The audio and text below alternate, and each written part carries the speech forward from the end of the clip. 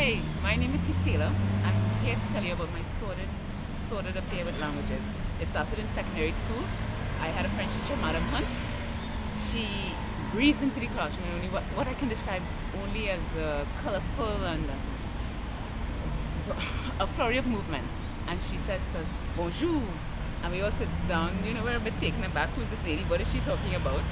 So she looks at us, she leaves the classroom, and then she redoes her entrance.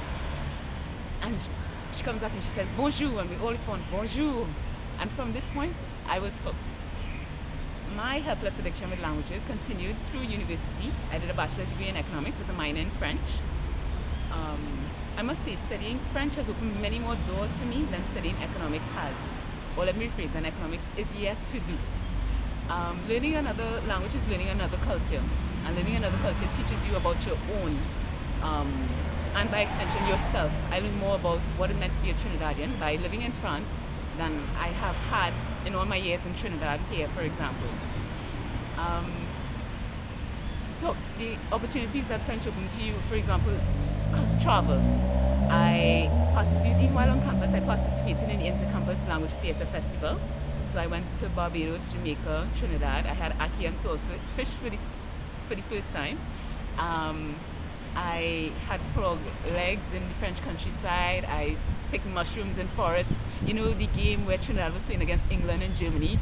I had my German friend, my English friend, and myself. We were the only three persons supporting Trinidad and a swarm of English supporters. But all that is good fun, and those are the kind of opportunities the language opens up to you. So I want to encourage you to study languages. There's also a practical side. It's not just leisure.